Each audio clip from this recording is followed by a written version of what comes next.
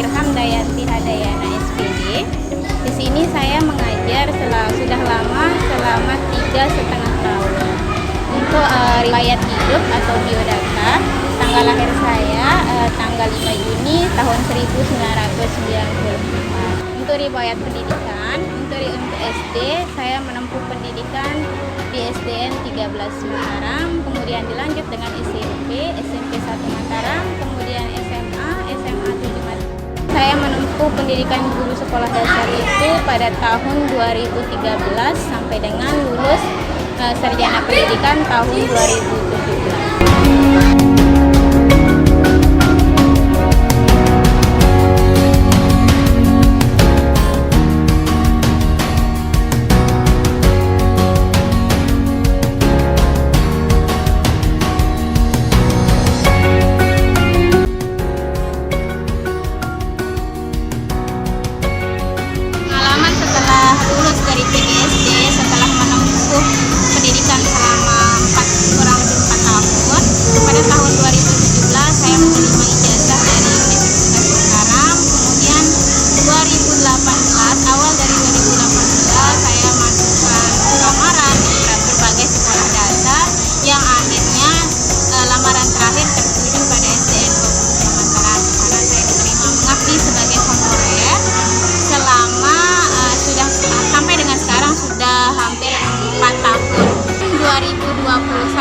Pemerintah mengadakan kembali pembukaan untuk guru honorer, tetapi dengan sistem yang berbeda.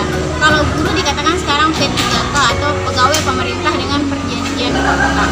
Sama seleksinya seperti seleksi CPNS, tapi bedanya untuk P3K ini hanya ada 4 kompetensi yang memang wajib guru itu punya.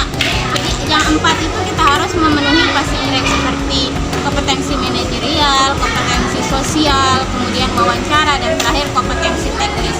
Dan itu memiliki passing grade yang sudah distandarkan oleh pemerintah. Untuk P3K yang sekarang, alhamdulillah saya bisa memasuki formasi yang diminta oleh pemerintah.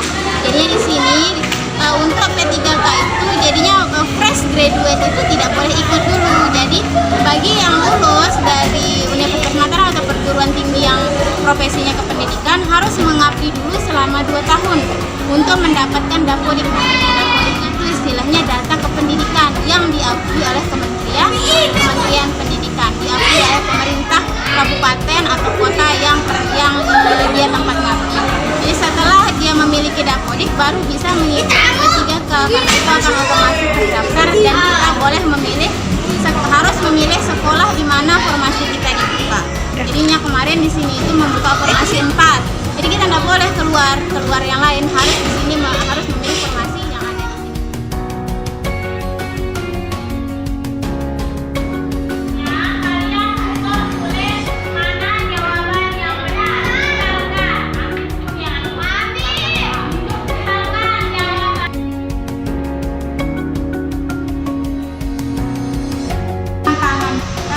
Bagaimana mereka harus mengendalikan emosinya, karena sudah tahu mana itu baik, mana itu buruk. Ketika dia berkelahi dengan temannya, itu memang kita guru di sana dituntut untuk bisa melerai atau dengan cara memanggil anak-anak itu satu persatu, menyelesaikannya bahwa ini loh nak, ini tidak boleh dan ini itu tidak boleh dilakukan di sekolah, mana yang baik dan buruk itu harus kita ajarkan kembali walaupun mereka sudah tahu. Tetapi kalau anak kelas tinggi kadang dia masih mengabaikan kita seperti itu. Emosionalnya itu luar biasa. Ketika berkelahi dengan temannya, kita takut terjadi hal-hal yang tidak diinginkan seperti kepalanya bocor atau berdarah, luka dan sebagainya, itu kita hindari. Jadi penekanan emosional di kelas tinggi itu harus sering kita kasih tahu. Artinya kita harus belajar bagaimana mengajar sambil bercerita, mengenalkan kehidupan nyata kepada anak-anak kelas tinggi. Jadi ini loh lingkungan yang seharusnya kalian itu seperti ini. Karena mereka sudah bisa mengkonsepkan lingkungan nyata itu, lingkungan mereka itu dengan lingkungannya yang sekarang, yang artinya sebagai contoh itu di lingkungan masyarakatnya itu jangan dia bawa kembali ke lingkungan sekolahnya ketika itu tidak sesuai. Begitu juga di lingkungan sekolah mana yang baik dia bawa ke lingkungan masyarakat. Jadi ada tingkah laku, perhatian, tingkatan emosional itu memang harus kita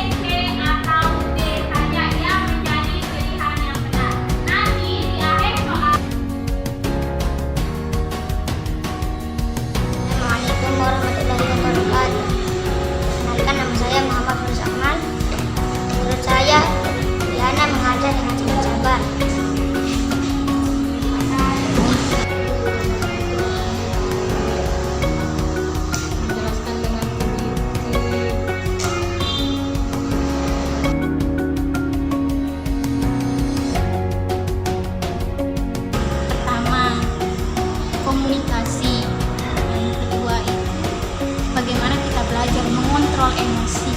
Kalau komunikasi artinya kita menjaga ucapan. Menjaga ucapan itu dalam artian kita sebagai pendidik, kita ditiru, dicontoh oleh anak didik kita. Apa yang kita keluarkan, apa yang kita ucapkan, otomatis anak didik akan menyerap. Bahwa kita harus jaga komunikasi, bagaimana berkomunikasi yang baik, bagaimana kita beradab atau bertingkah laku yang baik. Apa yang kita ajarkan kepada anak didik kita akan diresap sampai nanti dia di masa tua. Karena guru adalah gimana ya, kalau guru itu akan dikenang sepanjang masa, seperti sejak SD sampai dengan perguruan tinggi. Guru itu punya peran penting dalam pendidikan, terutama untuk komunikasi, kemudian adab dan tingkah laku itu yang bermakna ya. Kemudian saya yang bermakna itu sebagai guru saya itu tingkat stabilnya emosional kita, bagaimana kita menjaga kesabaran, karena bukan hanya satu orang ya yang kita akan didik, sampai 28 sampai 30 siswa yang karakternya luar biasa berbeda. Ada yang aktif, pasif, ada yang super aktif, dan sampai pokoknya yang dibilang hiperaktif itu pernah saya temui. Jadi tantangan terbesarnya atau makna saya sebagai guru itu kita bisa mengontrol emosi.